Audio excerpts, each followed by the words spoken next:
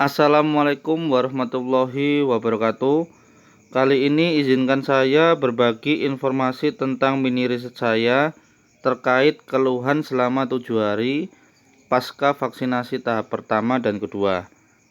Dalam mini riset saya kali ini, ada dua bagian yang ingin saya bahas, yaitu bagian A dan bagian B. Pada bagian A, saya akan ulas tentang ada atau tidaknya perbedaan keluhan antara vaksinasi pertama dan kedua.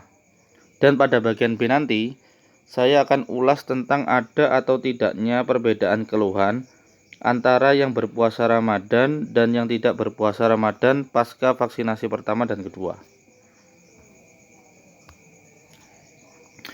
Mini riset saya kali ini merupakan lanjutan dari mini riset saya sebelumnya, yang hanya meneliti keluhan saat vaksinasi pertama. Pada saat itu saya mendapatkan 72 responden penelitian.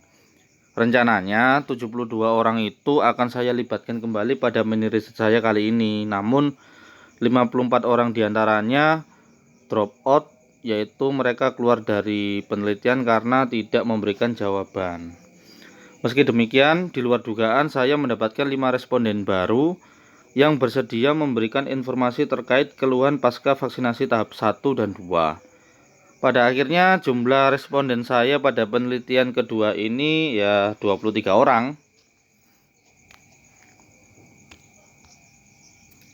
Setelah saya lakukan uji statistik, didapatkan p-value sebesar 0,035 ya, yang kurang dari alfa sebesar 0,05. Hal ini menandakan bahwa ada perbedaan yang signifikan antara keluhan yang diderita peserta vaksin selama 7 hari pasca suntikan antara vaksinasi tahap 1 dan tahap 2. Pada slide ini dapat kita amati perubahan keluhan responden pasca vaksinasi tahap 1 dan 2. Jumlah responden yang tidak mengalami keluhan pada vaksinasi tahap 1 dan 2 adalah 10 orang yang warna hijau itu. Kemudian jumlah responden yang mengalami keluhan pada vaksinasi tahap 1 dan 2 adalah 4 orang yang warna merah itu.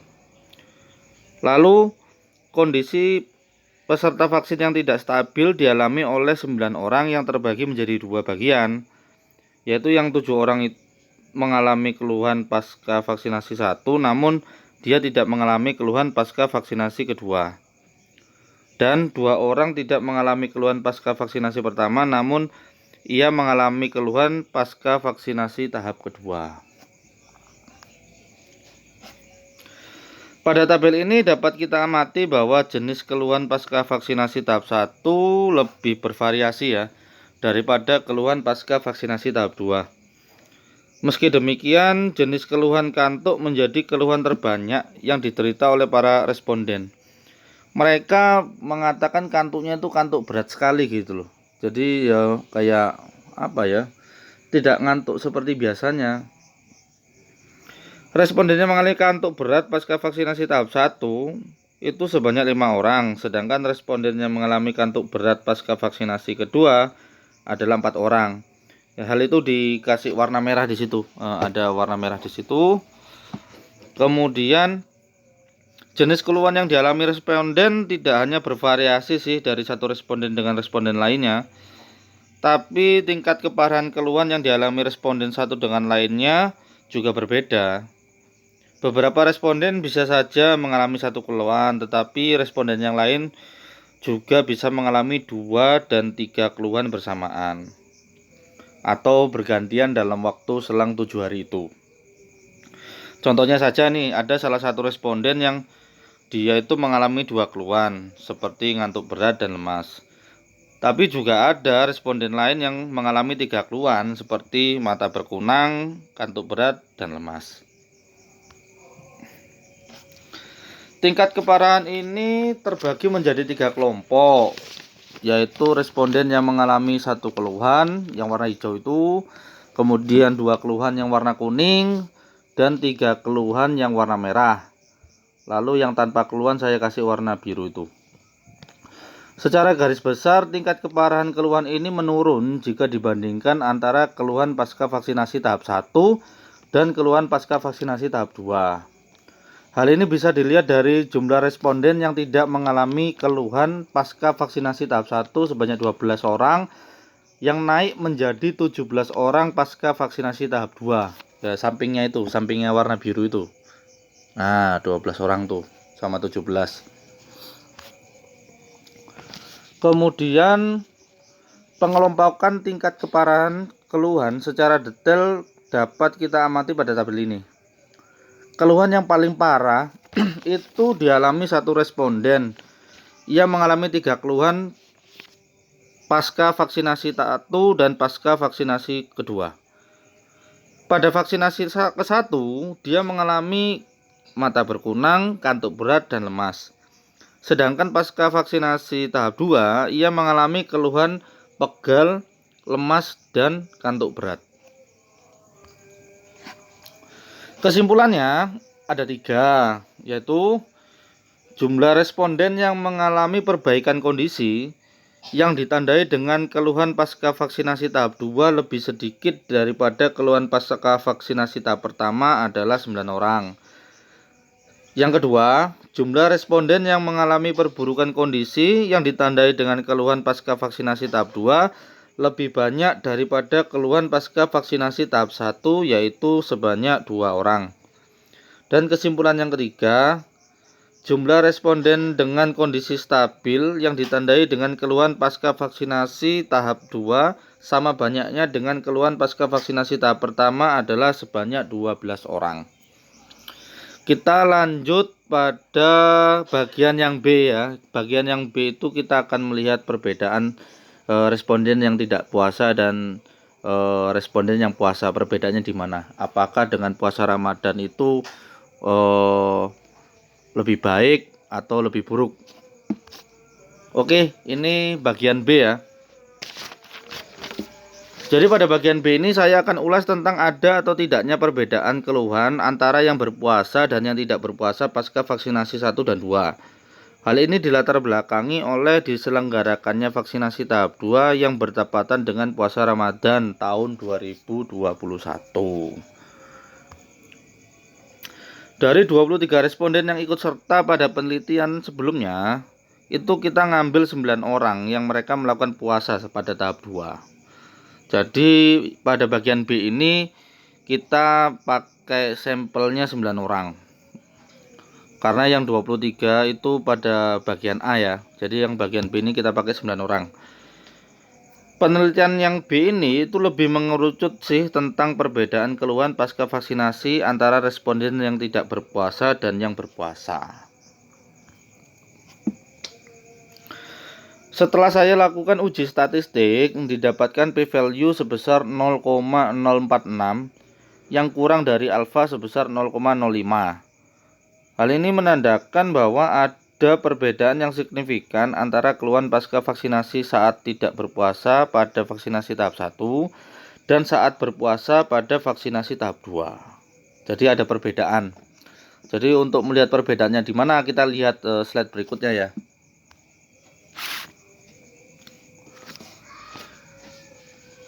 Pada slide ini kita dapat amati perubahan keluhan pasca vaksinasi saat tidak berpuasa pada vaksinasi tahap 1 dan saat berpuasa pada vaksinasi tahap 2. Jumlah responden yang tidak mengalami keluhan pada 2 tahapan vaksin adalah sebanyak 4 orang yang warna hijau itu. Sedangkan jumlah responden yang mengalami keluhan pada 2 tahapan vaksin adalah sebanyak 2 orang yang warna merah. Hal yang menarik terjadi pada 3 orang yang mengalami keluhan saat tidak berpuasa pasca vaksinasi 1, namun tidak mengalami keluhan apapun saat berpuasa pasca vaksinasi tahap 2. Ini kan menarik ini. Jadi dia berpuasa tapi malah tidak ada keluhan, sedangkan sebelumnya di vaksinasi tahap pertama dia itu nggak berpuasa tapi ada keluhan gitu loh. Nah, untuk detailnya kita lihat slide berikutnya ya. Pada tabel ini dapat kita amati bahwa jenis keluhan vaksinasi saat tidak berpuasa pada vaksinasi tahap 1 lebih bervariasi daripada saat berpuasa pada vaksinasi tahap 2. Meski demikian, jumlah keluhan kantuk berat tetap menjadi keluhan yang selalu ada pada dua tahapan itu. Bahkan menjadi jumlah keluhan terbanyak pada vaksinasi tahap 1. Jadi yang warna merah itu loh. Nah, itu kantuk berat. Sama seperti bagian A tadi, kantuk berat juga. Kemudian tingkat keparahan ini saya bagi menjadi 3 kelompok seperti biasa, seperti yang tadi. Jadi yang warna hijau itu 1 keluhan, yang kuning 2 keluhan, yang merah 3 keluhan, yang biru itu enggak ada keluhan. Tingkat keparahan ini secara garis besar menurun jika dibandingkan antar keluhan pasca vaksinasi saat tidak berpuasa pada vaksinasi tahap 1 dan saat berpuasa pada vaksinasi tahap 2. Hal ini bisa dilihat dari jumlah responden yang tidak mengalami keluhan saat tidak berpuasa pasca vaksinasi tahap 1 sebanyak 4 orang, yang naik menjadi 7 orang saat berpuasa pasca vaksinasi tahap 2. Jadi yang warna biru ini loh teman-teman. Yang warna biru, sebentar. Nah, yang warna biru ini. Jadi dari 4 ke 7 naik kan. Nah, itu. Kemudian pada slide ini ya, pengelompokan tingkat pengelompokan tingkat keparahan keluhan pasca vaksinasi saat tidak berpuasa dan pada vaksinasi tahap 1 dan saat berpuasa pada vaksinasi tahap 2 secara detail dapat kita amati pada tabel ini. Keluhan paling parah dialami oleh 1 responden yang mengalami 2 keluhan pada saat vaksinasi 1, yaitu ia mengalami kantuk berat dan flu. Sedangkan pada saat ia berpuasa tahap vaksinasi kedua, ia hanya mengalami 1 keluhan saja. Nah, ini yang saya lingkari warna merah itu. Kesimpulannya, pada mini riset yang bagian B ini ada 3 juga. Jadi jumlah responden yang mengalami perbaikan kondisi yang ditandai dengan keluhan pasca vaksinasi tahap 2 lebih sedikit daripada keluhan pasca vaksinasi tahap pertama sebanyak 4 orang. Jadi 4 orang teman-teman. Ini. Nah, ini. Sorry coretannya agak semrawut. Kemudian kesimpulan yang kedua, tidak ada satupun responden yang mengalami perburukan kondisi yang ditandai dengan keluhan pasca vaksinasi tahap 2 lebih banyak daripada keluhan pasca vaksinasi tahap 1. Itu 0 orang.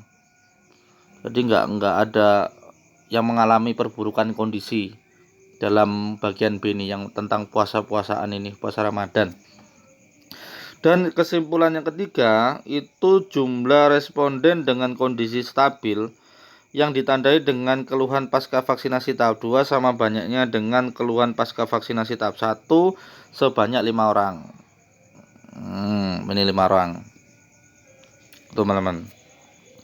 Jadi, gimana menurut kalian? Apakah dengan puasa Ramadan itu tubuh semakin fit sehingga dengan diimunisasi ya, katakanlah vaksinasi, kita semakin respon tubuh semakin kuat atau bagaimana? Silakan kalian tulis di kolom komentar ya. Akhir kata saya ucapkan wassalamualaikum warahmatullahi wabarakatuh. Semoga informasi ini sedikit banyak membantu teman-teman atau masyarakat luas untuk tidak takut untuk vaksinasi ya. Jadi ini sudah sesuai penelitian ya. Jadi ada uji statistiknya ya, meskipun angka-angka ini kecil sih, karena pada saat itu saya sebagai peneliti itu juga bertugas sebagai petugas vaksin. Jadi saya tidak bisa mengumpulkan banyak data dari banyak meja. Jadi saya hanya bisa mengumpulkan data dari meja tempat saya melakukan asesmen untuk lolos tidaknya para peserta vaksin di vaksinasi. Baik, cukup sekian saya rasa. Semoga ini bermanfaat. Akhir kata saya ucapkan assalamualaikum warahmatullahi wabarakatuh.